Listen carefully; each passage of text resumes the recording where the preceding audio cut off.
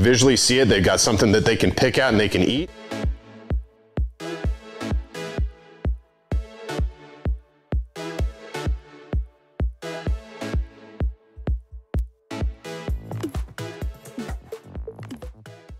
Hey guys, thanks for checking out this video. Make sure you hit the subscribe button, lower right hand corner. Also, leave us a comment in the comments section here at Fish Hunt Northwest. Subscribe to our channel, never miss a single segment, a how-to, a cooking recipe, or even our live shows. Do it now.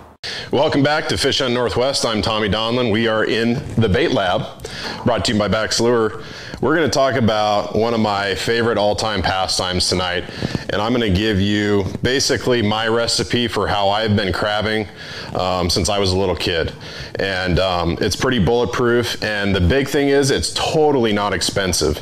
I'm a big fan of the Danielson pots. They're cheap, they're simple. Sportco's running a sale right now. I think you can pick them up for like 16 bucks. Really cheap. So I want to start with the pot and kind of walk you through the entire system from A to Z. The first thing you'll notice about these pots is they are collapsible. And so when I go crabbing, right, it's in the state of Washington, it's 2 pots per person. You have 5 people on your boat, that's 10 pots. I'm absolutely, every time, gonna crab the maximum number of pots that I can to take advantage of the opportunity. So, you know, with 10 pots, if you're using the rigid pots, it gets, you know, unless you have a sizable deck space to work with, you need to be able to stack them. So I do like the Danielson pots for that. You know, as we look at this pot in particular, you're gonna notice basically it's just a square pot. You got 4 sides, 4 gates. Or doors, as we would call them. You know, the thing to think about here is with these doors, you know, sometimes you're going to be setting your pot in current. Sometimes you'll get like eelgrass that drifts through and catches your pot. And, you know, if we look at the table and we come down here, one of the things that you're going to notice on these pots is I've taken some pencil lead and I've wrapped it around the gate. And the reason for that is to keep that gate closed and keep the eelgrass, keep the current from catching it and kind of blowing it open. You want to make sure this stays closed. You don't want to, you know, bring that pot up and have those gates open, especially if for whatever reason your pot comes up, you know, cocked at an angle and maybe that door got blown open or locked open. You want to try to keep those doors shut.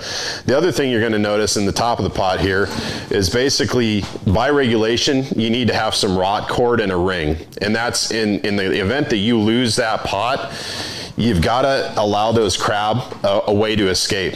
And I tell you what, the other reason that I like using the Danielson pots is they're inexpensive, and a lot of the pot selection, I do have nicer pots, trust me. I've got some commercial style round solid pots that I use from time to time, but a lot of it depends on, in my opinion, where you're crabbing. If you're crabbing in a high traffic area, I'm going to be running this pot all day long. And the reason for that is that, you know, you get people that decide that this pot is their pot and they will take your pot, i.e. steal it. Or I don't know if you guys have seen, there's just a lack of boating skill out there on the water these days.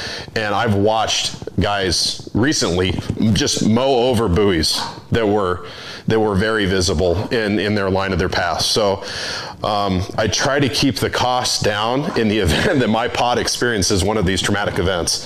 The other thing is, if you are going to you know, set your pot overnight, or you're going to crab in anything that's, I would say anything that's over a half a knot of current, you really need to weigh your pot, especially these pots. These pots don't weigh anything. And so what I've got here is I've got a couple pieces of rebar, and it's really simple. These 2 pieces about, you know, it's the length of the crab pot, and I've got 2 bars. I'm going to set them up on opposite sides of the crab pot on the bottom, and really simple attachment. I'm just going to get some heavy duty zip ties, and I'm going to zip tie them to the bottom of the pot.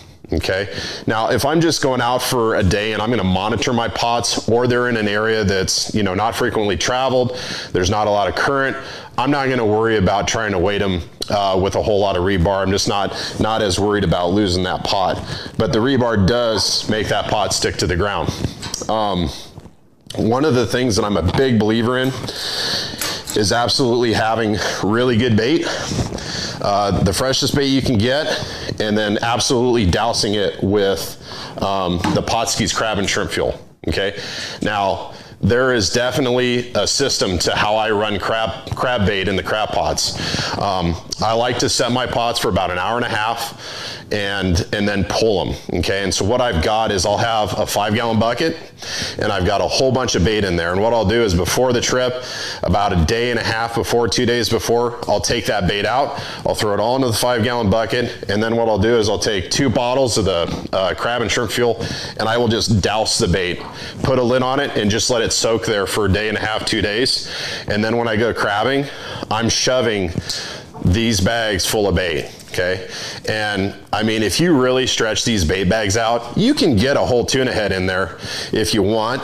But the thing that I want you to think about in terms of the bait and the size of these pots is when you put a tuna head inside of this pot and really fill up that space, sometimes you're blocking a door. So I don't like to put so much bait in here as to where I'm potentially, you know, keeping a door open or I'm blocking crab from being able to come in because I've got that much bait in my pot. So there is a fine line that, you know, too much bait can really be not advantageous to catching crab. The other thing I'll say is I am really picky about making sure that when I put this bait bag in the middle of that pot, it's got to be smack dab in the middle.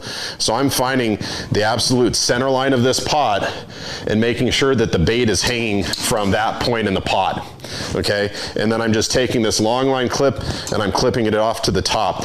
And when it's filled with bait, it's actually gonna touch the bottom of the pot. So not only do you have, you know, really good bait, I use a lot of tuna bloodlines. If I have to, if I've gone through all my crab bait and I need to buy chicken, I will buy chicken, go to Winco, buy some really cheap chicken.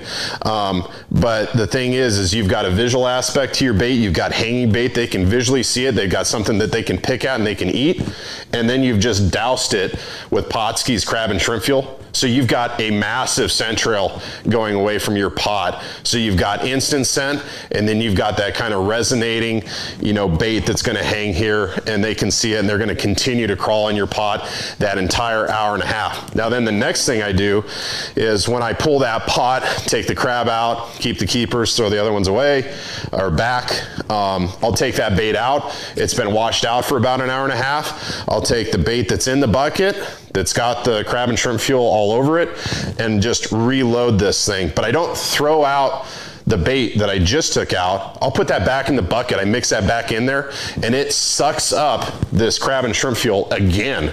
So you can reuse that bait. So you're not running out of bait every time you pull the pot and switch your bait in your bait bag. So that's why I really love this stuff. It allows you to crab all day without filling a 150 quart cooler full of crab bait. The other thing that I'll say is that, you know, the bags are great, but if you are gonna run a box, make sure that when you put the box inside of the crab pot, make sure that it is in the absolute, again, the absolute center of the pot. So what I'll do is I'll take just a little bungee and make sure that this thing is perfectly positioned in the center of that pot with this bungee. And that way I know I'm not blocking any doors or keeping a crab from coming in. But I do like the bait bags better. They're easier to pack, they're quicker, easier to dump it out, easier to handle. It's a lot easier to hang them in the pot. So I like that method. The other thing you're gonna notice, you've probably been looking at in this entire video and wondering, what in the heck does Tommy have on the table for his buoy setup? And I guess I'll start with the obvious. This is leaded line. Okay, this is 1/4 inch from Sportco. They got a really good deal online, so I picked up a couple 600-foot spools. I've got a stainless steel carabiner with a kind of a thread locking nut. You know, they make some quick links and things like that, but I'm just you know, a double check, triple check kind of guy, and I've got to see that mechanical lock. I want to see that on there, and then the knot on here tying to this link is a San Diego knot, which is bulletproof. You're not going to get this undone. And so basically I'll take this, I'll attach it directly to the pot in the center. Some of the pots I do start, you know, with the Danielsons. I mean, believe it or not, this pot has seen a lot of sets. This pot pot right here is probably 8 years old. I mean, I've had this pot a long time. And so I do inspect the pots from time to time, and if I feel that the top of the pot is getting weak, I'll attach to a different point, or I'll hook multiple segments of the pot and then hook this onto the line itself before I throw the pot overboard. On the buoy, you're going to notice some PVC here. So you're looking at basically a field goal up top and a field goal on the bottom, and the only reason I do this is you're looking right at it so I can wrap the line around the buoy. It's self-contained. I'm not a big fan of keeping line on a different spool. I'm not a big fan of throwing it in the pot and then trying to sort it out later. This system works really well for me, and you know, up until the point of doing this how-to, I was the only guy on the water that had this system, but now that I'm sharing it with you guys, you're probably gonna do the same thing.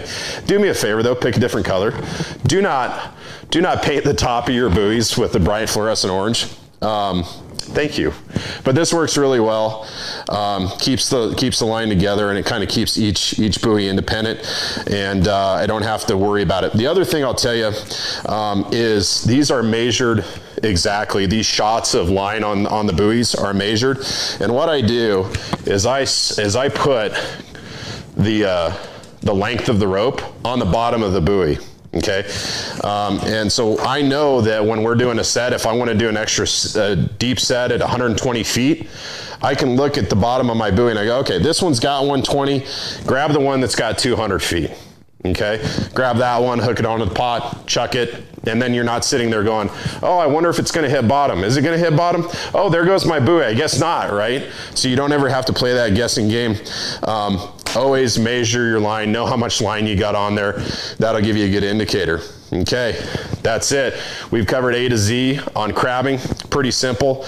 All of this is really cheap. It's a cheap way to crab, and it allows you to make a lot of setups. Now with that knowledge, good luck out on the water. Hope you enjoyed this how-to. Don't go very far. We're going to take a quick break. We'll be right back here on Fish Hunt Northwest.